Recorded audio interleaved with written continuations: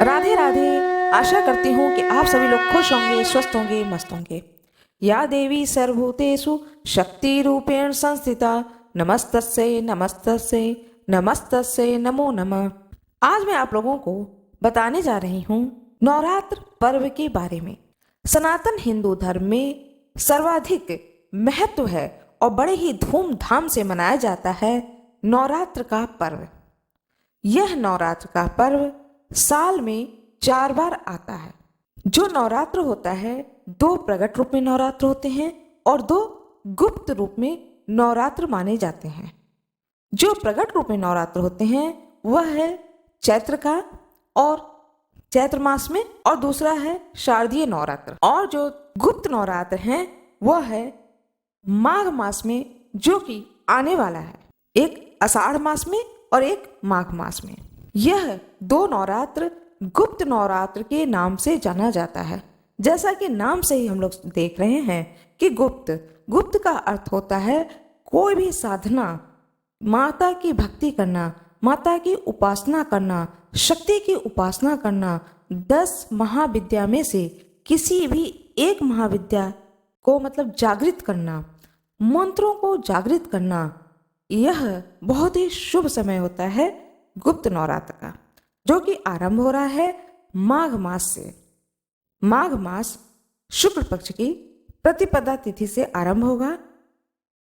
10 फरवरी से आरंभ होकर के 18 फरवरी 2024 तक रहेगा। इन 8 दिनों में 10 महाविद्या में नव दुर्गा की शक्ति की आराधना की जाती है। इस विषय में एक कहानी कहा है कि एक स्त्री ऋषि शृंग मुनि के आश्रम में जाती हैं और शृंग मुनि को प्रणाम करके अपने दुख को व्यक्त करती है और कहती है कि हे मुनि, मैं माता रानी की आराधना करना चाहती हूँ, लेकिन मेरे पति का स्वभाव न अच्छा होने के कारण, सहयोग न होने के कारण मैं नवरात्र का पूजन, माता की पूजन आराधना नहीं कर पाती हूँ। कृपया कोई उपाय बताएं। तब शृंग मुनि कहते हैं कि मैं तुम्हें एक गुप्त नवरात्र के बारे में बताने जा रहा हूँ। उस गुप्त नवरात्र के उन 8 दिनों में कभी यह 8 दिन का होता है, कभी यह 9 दिन का होता है। तो गुप्त नवरात्र के समय में तुम माता की शक्ति की उपासना करो, भावपूर्वक करो, प्रेम पूर्वक करो, और माता रानी की कृपा रहेगी तो तुम्हारे घर में, तुम्हारे परिवार में सब कुछ अच्छा होता चला जाएगा और तुम्हारी सारी परेशानी माता रानी हर लेंगी। शृंग मुनि के आशीर्वाद को पाकर के वह स्त्री अपने घर जाती है और जब माघ मास में गुप्त नवरात्र आता है तो वह इस व्रत को धारण करती है। जिस प्रकार से गुप्त रूप से मनुष्य ऋषि बताते हैं उसी प्रकार वह इस नवरात्र को करती है। इस नवरात्र के करने से उसका प्रभाव यह होता है कि उसकी पति की बुद्धि बदलने लगती है, घर की आर्थिक स्थिति अच्छी होने लगती है और पति का स्वभाव भी अच्छा होने लगता है। मुनि का आशीर्वाद और माता रानी की कृपा से उस स्त्री का समय ही बदल जाता है। तब से इस गुप्त नवरात्र का अत्यधिक महत्व माना जाने लगा। आइए अब जानते हैं कि गुप्त नवरात्र में कलश स्थापना का मुहूर्त कब है। कलश स्थापना का मुहूर्त है 10 फरवरी 2024 दिन शनिवार को प्रातः 8:45 से 10:20 तक। कुल अवधि हुई 1 घंटा और 30 मिनट।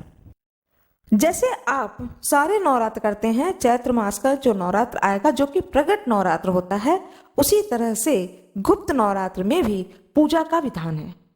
लेकिन इसमें सबसे बड़ी चीज होती है कि जो भी आप माता रानी का उपासना करें, पूजा करें, उसे गुप्त तरीके से करें। उसे सब जगह बताने की जरूरत नहीं है। जो घर के सदस्य हैं वह तो जान ही जाएंगे, क्योंकि वह आपके परिवार के सदस्य हैं तो साथ में ही रहते हैं, तो वह जान जाते हैं कि आपने इस व्रत को किया है। लेकिन अपने मुंह से कहीं भी बताने की जरूरत नहीं है कि मैंने गुप्त नवरात्र का व्रत किया है। बिल्कुल वही विधान होता है जो चैत्र नवरात्र का होता है। उसी प्रकार से घर के पूजा स्थान पर एक जगह को साफ कर लिया जाता है। माता रानी की चौकी रखी जाती है। लाल वस्त्र बिछाएं। लाल वस्त्र बिछाने के बाद में उसके ऊपर माता रानी की फोटो रखें। फोटो अथवा मूर्ति जो भी आपके पास में हो उसे रखें। माता रानी को लाल चुन्नी उड़ाएं। श्रृंगार के वस्तु रखें। माता रानी के सामने पानी वाला नारियल रखें। कलश की स्थापना करें। कलश के ऊपर सूखा नारियल रखें, जो कि उस सूखे नारियल के ऊपर चुन्नी लपेटी जाती है, तो उस चुन्नी को लपेट करके नारियल तैयार करके रखें। कलश में जैसे स्थापना करते हैं नवरात्र में 5 चीज अवश्य डाली जाती है, तो 5 चीज को डालना है। वह 5 चीज कौन कौन सी है? सबसे पहले तो लोटे को बहुत अच्छे से, जो भी कलश मिट्टी का हो, पीतल का हो, स्टील का हो, तांबे का हो, जिस भी पात्र का हो, उसे अच्छे से साफ कर लें, सुखा लें। उसके बाद में उसमें सबसे पहले गंगा जल डालें। उसके बाद में उसमें शुद्ध साफ जल डालें। फिर उसमें सिक्का, चांदी का सिक्का अथवा सामान्य सिक्का, सुपारी, बतासा, मीठा में बतासा है, चाहे कुछ भी आप डालें, बतासा हो, मिश्री हो, शक्कर हो, जो आपके पास उपलब्ध हो, कुछ मीठा डालें। सिक्का, सुपारी, बतासा और थोड़ा सा फूल, यह 5 चीज़ें डाल दें। आम का पल्लव लगाएं। पल्लव में 5 पत्ती, 7 पत्ती, 9 पत्ती इस तरह से होना चाहिए। वह आम का पल्लव लगाएं। उसके ऊपर एक कटोरी रखें। कटोरी में चावल भर के रखें। चावल साबुत हो तो बहुत ही बढ़िया, साबुत चावल रखें। उस चावल के ऊपर नारियल रखें, जो कि चुनरी में लपेट करके हो। उस नारियल को रखें। इस तरह से कलश की स्थापना करें। फिर अखंड दीपक जलाएं। फिर माता रानी के सामने ही आसन बिछा करके स्वयं बैठ करके पहले स्वयं को संकल्पित करें कि माता रानी, मैं इस गुप्त नवरात्र को कर रही हूँ, इसको पूरा कराने में आप अपनी कृपा करें। ऐसा भी विधान है, यदि आपके पास सुविधा नहीं है, समय नहीं है, तो आप कलश स्थापना ना करें, अलग से माता रानी की चौकी ना बिछाएं। जहां पर आपका घर का मंदिर है, जहां माता रानी की फोटो रखी है, वहीं पर एक अखंड दीपक जला दें। माता रानी की पूरी पूजा उसी स्थान पर करके, मंदिर को साफ करके, लाल वस्त्र नीचे बिछा करके फोटो वहीं पर रहने दें और उसी स्थान पर एक अखंड दीपक जला दें। श्रृंगार का सामान रख दें और उन्हीं के सामने बैठ करके आप संकल्पित लो कि बताएं माता रानी को कि माता रानी, मैंने गुप्त नवरात्र का व्रत किया है, कृपया आप मुझ पर कृपा करें और मेरे बिगड़े काम को बनाएं। जब यह व्रत करें तो बड़े भाव से व्रत करें। सबसे ज्यादा जरूरी होता है भाव और श्रद्धा विश्वास के साथ इस व्रत को धारण करें। गुप्त नवरात्र में का जो समय होता है, गुप्त नवरात्र का जो यह समय 8 दिन 9 दिन का जो समय होता है, इस समय सबसे ज्यादा महत्वपूर्ण होता है मंत्रों की सिद्धि करना। मंत्रों की सिद्धि की जाती है गुप्त नवरात्र में। देखिए, जो नवार्ण मंत्र होता है, यह अपने आप में एक बहुत ही शक्तिशाली मंत्र होता है। यह एक साधारण मंत्र नहीं है। नवार्ण मंत्र का जाप एक संख्या में, एक लिमिट में ही करें, जिसका कि दुष्प्रभाव आप पर ना पड़े। आप एक संख्या निश्चित करें कि मैं एक दिन में 1000 या 11 माला नवार्ण मंत्र का करूंगी। बहुत ज्यादा नवार्ण मंत्र ना करें, क्योंकि नवार्ण मंत्र जो होता है, यह माता रानी की शक्ति को जागृत करता है, और जब शक्तियां जागृत हो जाती हैं, तब वह उन शक्तियों को आप संभालने में असमर्थ हैं। आपको पता ही नहीं चलेगा कि यह शक्तियां जागृत हो चुकी हैं, क्योंकि आपको उन चीजों के बारे में पूरी जानकारी नहीं है। या तो आप किसी गुरु से ले पूछें, या कोई जानकार हो आपके आसपास तो उनसे पूछें, सही मार्गदर्शन मिले तब आप नवार्ण मंत्र की ओर जाएं और उनकी सिद्धि की ओर जाएं। इस बात का ध्यान रखें। बाकी आप किसी भी मंत्र का जाप कर सकते हैं, जैसे कि गायत्री मंत्र का आप जाप करें, 1.25 लाख कर सकते हैं, कोई दिक्कत उसमें नहीं होगी। काली चालीसा को आप सिद्ध कर सकते हैं। माँ काली को प्रसन्न करने के लिए नित्य 108 बार काली चालीसा का पाठ करें, आपको किसी प्रकार का दिक्कत नहीं होगा। माँ काली का आशीर्वाद ही आपको प्राप्त होगा। दुर्गा चालीसा है, उसे 108 बार पढ़ें, इससे भी आपको फायदा होगा। आपका जो गुरुमाला है, उस गुरुमाला को बढ़ा लें।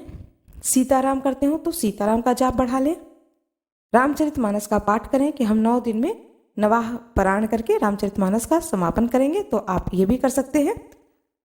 इस बात का ध्यान रखें कि उन्हीं शक्तियों को जागृत करें जिन्हें कि आप में संभालने की क्षमता हो।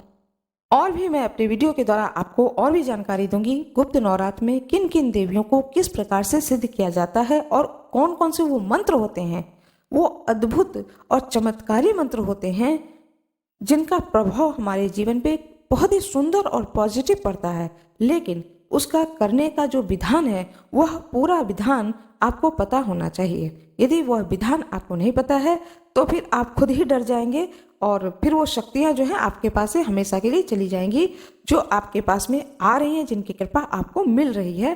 थोड़े से पूजा करने पर भी वह सारी शक्तियां चली जाएंगी, बल्कि इसका दुष्प्रभाव यह होता है कि नुकसान होने लगता है।